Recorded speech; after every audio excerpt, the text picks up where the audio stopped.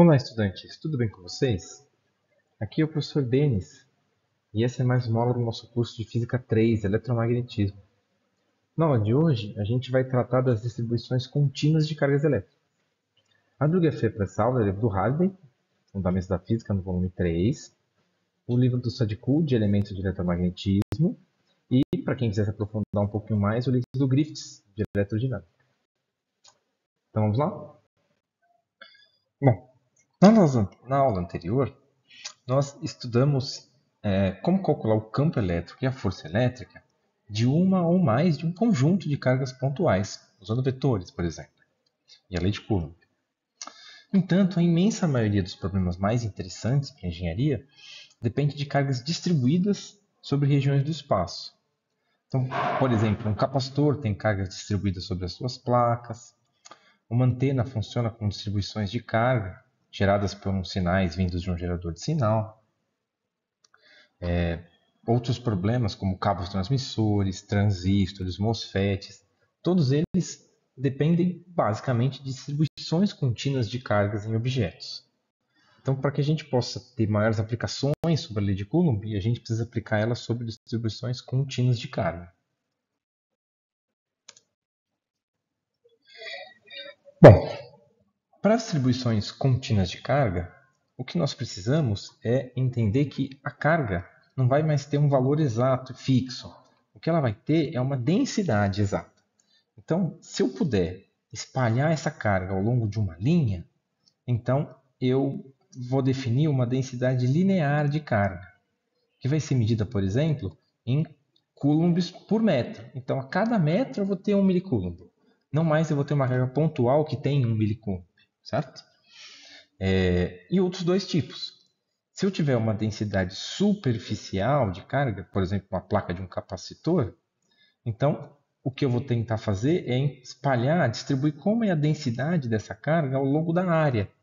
E aí eu vou ter um ρS, que é uma densidade de carga por metro quadrado. Uma densidade superficial de carga. Mas se de fato for um objeto tridimensional, então o que eu vou ter é uma densidade volumétrica de carga em coulombs por metro cúbico.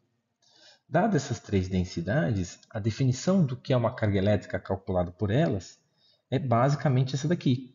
Então, se eu tiver uma densidade linear de carga, eu tenho que fazer uma integral ao longo de uma linha, uma integral simples para encontrar qual é a carga. Se eu tiver uma densidade superficial, eu preciso fazer uma integral dupla para encontrar qual é a carga. E se eu tiver uma densidade volumétrica de carga, eu preciso fazer uma integral tripla para encontrar qual é a carga. Mas a ideia aqui é usar essa definição da carga e substituir ela naquela equação de campo elétrico que a gente tinha. Quando a gente fizer isso, a densidade de carga e todo o resto, as posições e tudo mais, vão para dentro da integral. E eu vou calcular o campo elétrico devido a uma densidade linear de carga com esta expressão aqui, ou essa se for superficial, ou essa se for volumétrica. Certo? Não é difícil, desde que a gente entenda como fazer as contas e que a gente consiga resolver as integrais. Tá bom? Bom, então o melhor jeito é a gente ir logo para um exemplo. Vamos para um exemplo que tem aqui uma barra carregada, mas que não seria muito diferente do cálculo que a gente poderia fazer instantaneamente sobre o campo de uma antena. Mas no momento a gente vai fazer o cálculo sobre uma barra carregada, tá bom? Então vamos assumir que a gente tem uma barra carregada com densidade linear, então é uma barra, certo? Eu vou colocar uma densidade distribuída ao longo de uma linha. Essa barra tem um comprimento L, qualquer, pode ser 1, 2 metros, mas é um L em metros. E então a densidade de carga dessa barra aqui em azul, a densidade linear dessa carga, vai ser dada por ρL, que vai ser medido em coulombs por metro. Tudo bem? Bom, dada essa barra, então o que a gente quer é determinar o campo elétrico em uma posição qualquer do espaço, em que eu vou dar para um ponto genérico chamado XYZ. Tá bom? E depois usar a expressão que a gente encontrar no item A para encontrar como essa expressão pode ser aproximada se eu tiver um ponto bem próximo à barra. O que equivale a calcular para uma barra muito longa, uma barra infinita. Tá bom? Veja, como o nosso problema é uma barra, a minha sugestão aqui para fazer o cálculo, a forma como a gente vai fazer nesse exemplo, é alinhar a barra sobre o eixo Z do espaço cartesiano. tá bom? Da forma como a gente fez aqui, certo? Então eu vou alinhar a minha barra que vai de A até B aqui, ó, no eixo Z do plano cartesiano. Bom, então para calcular o campo elétrico eu vou usar a expressão que eu acabei de mostrar para vocês, né? A expressão do campo elétrico, então, vai ser essa daqui, certo? Então, é a integral em uma dimensão, né? Em L, ou seja, a integral ao longo do comprimento da barra, na densidade linear de carga, dividido por 4πε0, que vai dar 1 sobre 4πε0 vai dar 1 vezes a nona, dividido pelo r ao quadrado. Aqui eu estou usando uma expressão simplificada e chamando a norma do vetor r simplesmente de r, tá bom? E o vetor r em si dividido pela norma dele, ok? Então, quando não tiver o vetor em cima, é porque eu estou falando da norma do vetor, tudo bem? Bom, é claro que eu posso juntar esses dois r's, esse r quadrado e esse r aqui, e a expressão que eu tenho que resolver é essa daqui, tudo bem? Note que eu tenho um ρl, que é uma densidade linear de carga, e eu tenho um dl, que é uma medida de comprimento. Então, cada ρl vezes dl equivale a uma pequena porçãozinha de carga elétrica, uma porção infinitesimal de carga elétrica. Tudo bem? E o efeito de cada dq sobre o ponto P é que a gente vai calcular. Ok? Então, para que a gente possa fazer esse cálculo, fazer essa integral, a gente tem que entender o problema que está aqui, ó, o problema físico que está aqui. O problema físico que está aqui, basicamente, diz respeito a colocar no eixo Z e deslocar através do eixo Z os meus DLs, certo? Então, os meus DLs vão ter que iniciar em A e terminar em B, mas eles vão andar por toda a extensão da placa para poder cobrir cada uma dessas cargas. E eu vou escrever a expressão do campo elétrico imaginando que eu tenho uma carga pontual dQ e essa carga pontual dQ exerce um pequeno campo elétrico no ponto P. Tudo bem? Onde eu vou posicionar, então? Bom, eu tenho que ter uma posição no eixo Z, mas eu não posso chamar de Z porque Z já é a coordenada do ponto P aqui. Ele também pode ter uma altura. Então, eu vou chamar de Z', ok? Então, os meus DQs vão estar posicionados nesse ponto, 0, 0, Z', porque eu alinhei minha barra no eixo Z. Tudo bem? Bom, R é o vetor que vai de DQ até o ponto P. Então, na hora de calcular, eu vou simplesmente fazer que o R é P menos DQ. Quer dizer, é a posição do ponto P menos a posição do ponto DQ. Então, eu vou ter XYZ da posição do ponto P menos 00Z' da posição do ponto DQ. Então, essa subtração vai dar x, y e z menos z', ok?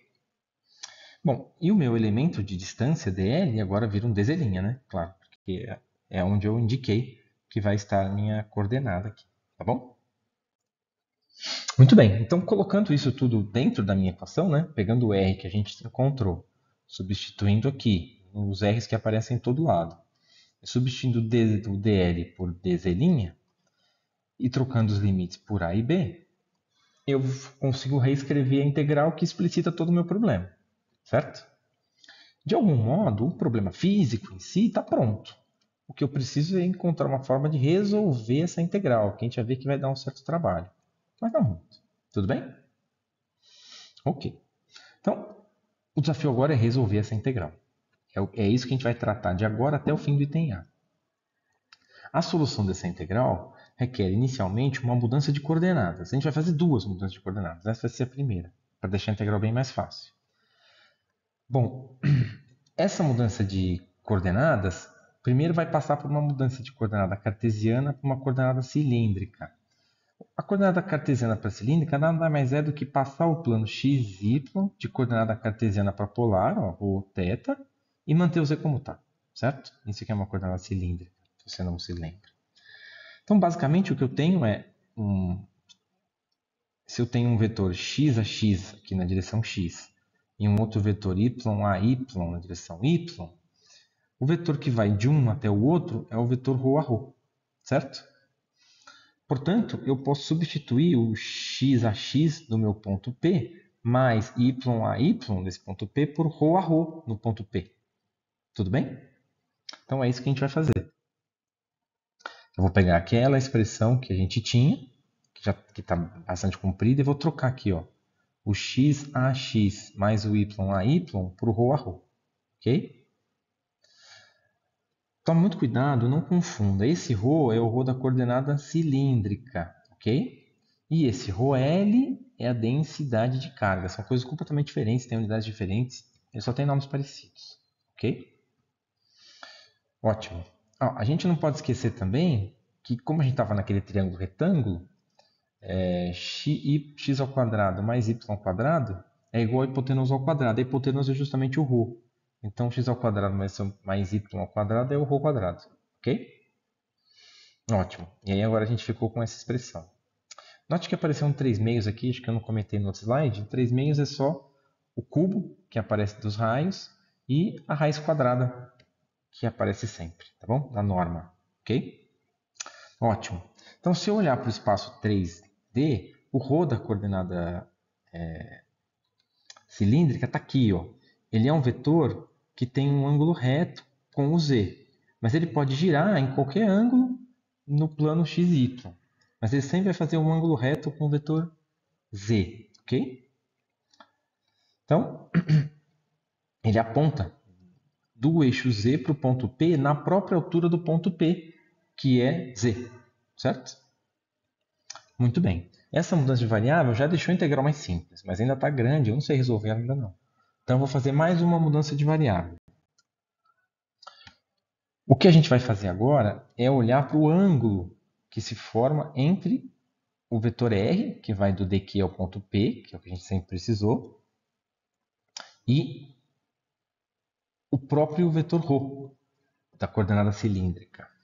O ângulo entre esses dois vetores vai ser, eu vou chamar de alfa, e vai ser a minha próxima variável de integração. Vocês vão ver, é uma coisa muito bonita. Tudo bem? Então a gente vai fazer as mudanças necessárias para integrar em alfa e não mais em z'. E aí a integral vai ficar mais simples. De certo modo, o que a gente vai fazer aqui é olhar para o nosso próprio problema e identificar uma transformação trigonométrica, que poderia ser feito pensando puramente em cálculo. Algumas integrais você tem que resolver com uma substituição trigonométrica de variáveis, né? Muito bem. Então, ó, com isso a gente pode deduzir algumas relações que existem entre alfa, as funções trigonométricas, r e ρ. Tudo bem? Lembrando que o nosso objetivo é simplificar o que está escrito aqui, ó, e fazer essa integral agora em alfa e não mais em dz. Tudo bem? Então, veja, vamos começar pelo básico. Ó. O cosseno desse ângulo alfa, o cosseno do ângulo alfa, é o cateto adjacente sobre a hipotenusa, ou seja, é a norma de ρ, ou o próprio ρ, dividido pela norma do R, que eu acabei explicitando a norma do R. Tudo bem? Portanto, se eu quiser, eu posso passar a norma do R para cá multiplicando e passar o cosseno para cá dividindo.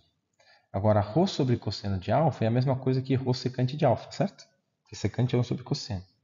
Então, eu escolhi escrever como ρ secante de alfa. Tudo bem? Note, então, que eu consegui escrever esse comprimento aqui em função de ρ e da secante de alfa.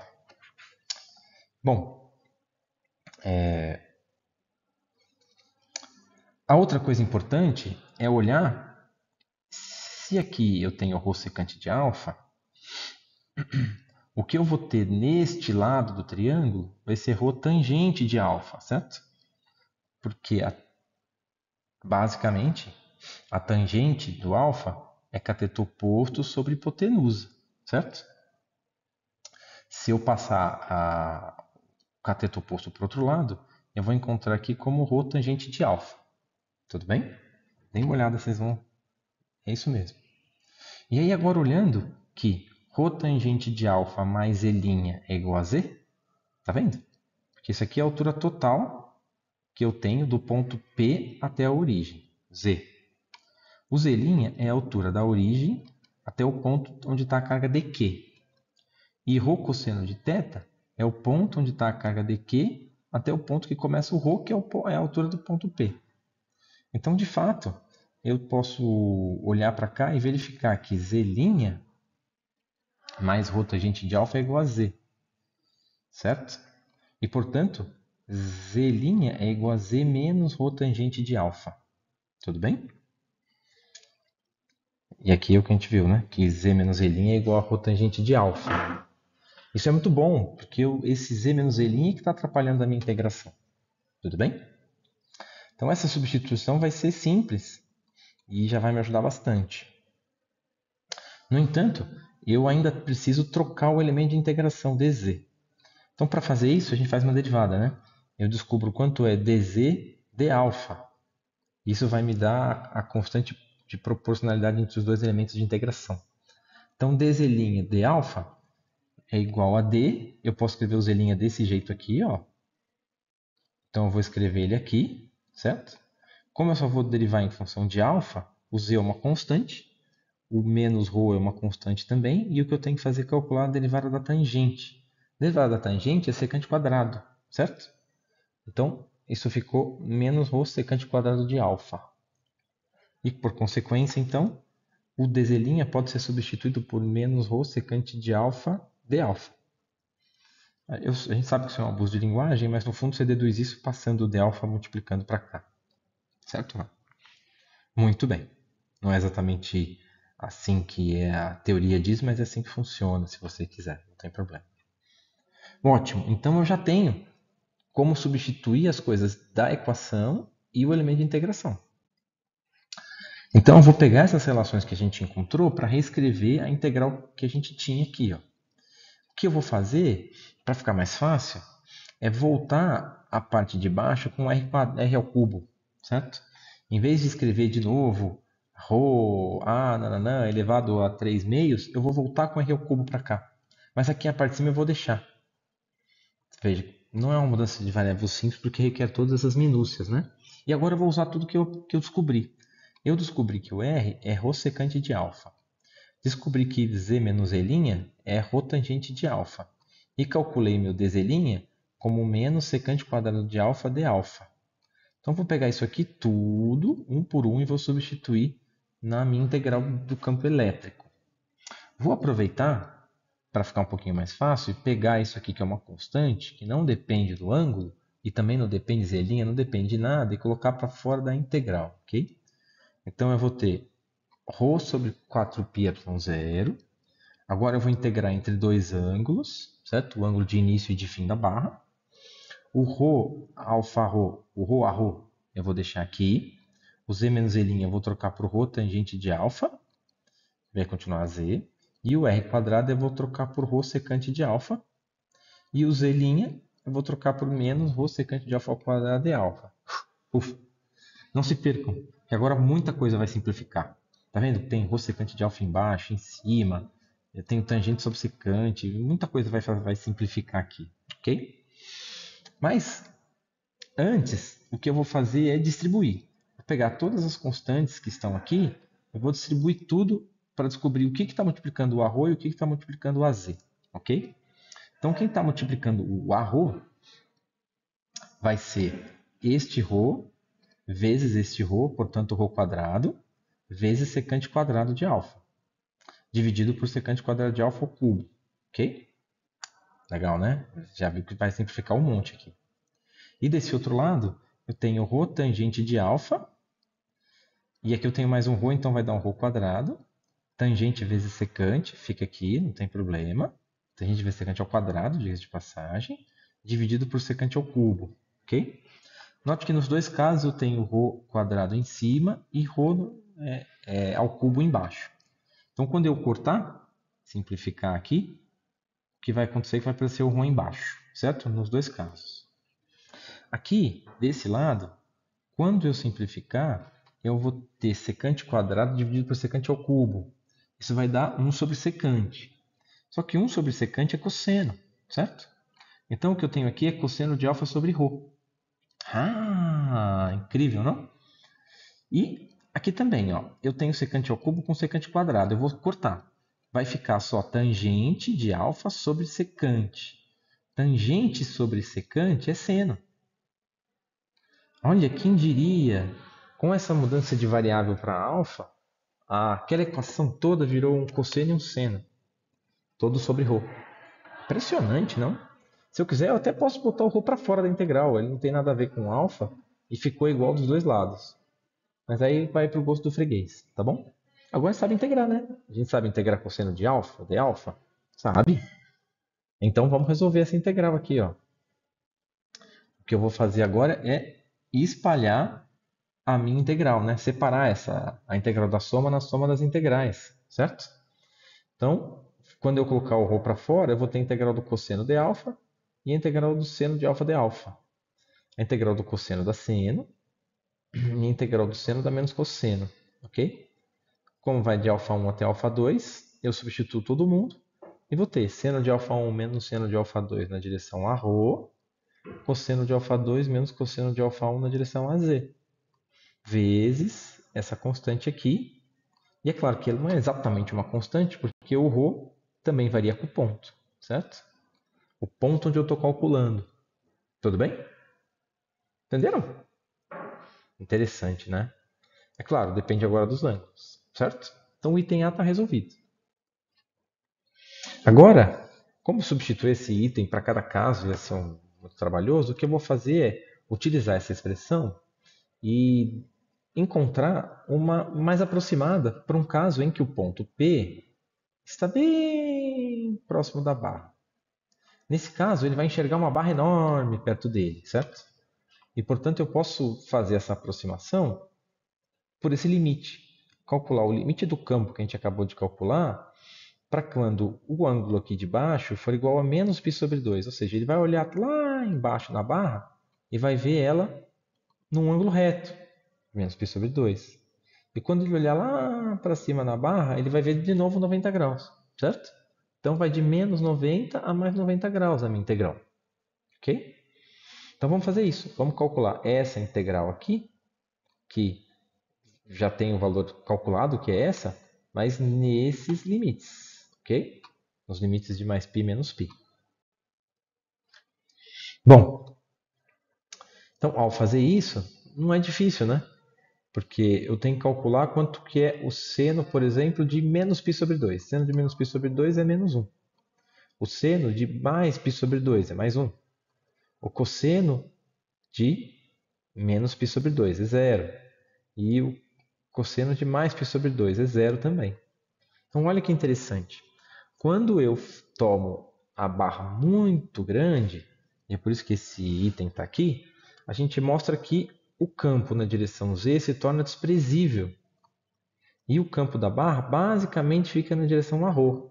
Esses campos não vão cancelar, porque esse menos não vai deixar esse mais cancelar com esse mais aqui. Isso aqui vai dar 2, certo? Aí o 2 que aparece aqui simplifica com 4 que está aqui no 1 sobre 4πε 0 e fica 1 sobre 2πε 0, certo? Mas note, é só na direção a ρ. O que significa isso? Que aquela barra que eu tinha, quando eu estou muito próximo dela, eu enxergo o campo assim, ó, todo perpendicular à barra, certo? Todo saindo perpendicular, apenas na direção a ρ, para todos os lados, de forma cilíndrica. Mas ele não tem componente nenhum vertical. Tudo bem? Entenderam? E de novo, cuidado, hein? Eu tenho nessa expressão o ρl e o ρ. O ρl e o ρ são coisas diferentes. Enquanto o ρl é a densidade superficial de carga, o ρ é essa distância aqui, ó, porque disso muda bastante.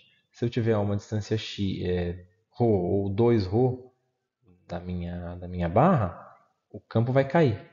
Mas note que interessante, o campo cai com 1 sobre ρ e não mais com 1 sobre ρ ao quadrado, certo? Como era uma carga pontual. Agora eu tenho uma barra, então o campo cai linearmente com a distância da barra, desde que a barra seja considerada muito grande. Bom, é isso. Gostaram de resolver um problema com densidade linear de carga, com uma distribuição de carga e não com uma carga pontual? Então, para encerrar, eu queria deixar um exercício. Nesse exercício, eu ainda tenho um problema de densidade linear de carga, mas a gente vai trabalhar com um anel agora carregado. Então, vamos imaginar que eu tenho um anel circular de raio A, dado aqui em vermelho, com densidade linear uniforme de carga ρl. Esse anel está posicionado no plano XY e o centro dele coincide com a origem do Z, certo? Então, ou seja, ele está no plano aqui e o centro dele está aqui, ó, certinho, certo? Então, eu gostaria que vocês calculassem o campo elétrico em qualquer ponto, mas que seja do eixo Z. Não em qualquer ponto do espaço que vai dar trabalho demais, ok? E eu já estou dando a resposta, ou seja, mostre que a uma certa altura h do eixo Z, em que o x é coordenada é zero, a y é coordenada é zero e o z é uma coordenada qualquer h, o que vocês vão encontrar vai ser ρL, que é a densidade linear de carga, vezes o raio do anel, vezes a altura onde ficou calculando, dividido por 2ε0, a altura ao quadrado, mais o raio ao quadrado, elevado a 3 meios, tudo na direção AZ. Tá bom? E depois fazer um cálculo aproximado, assumindo que a carga total do anel é de 1 milicoulomb, determinar quanto vale o campo elétrico se eu fizer o raio tender a zero, certo? Bom, então é isso. A gente viu como trabalhar com distribuições lineares de carga. Ao longo do curso, a gente poderia resolver outras distribuições de carga usando lei de Coulomb. Mas o objetivo é agora a gente encontrar formas alternativas de resolver algumas distribuições de carga que não precisem resolver essas integrais que são um pouquinho mais complicadas. E como vocês viram, né? Mesmo a linear precisou de duas mudanças de variável. Tá bom? O que a gente vai tentar usar agora é a lei de Gauss, para a partir da simetria do problema simplificar nossos cálculos, ok? Então é isso. Até mais e bons estudos.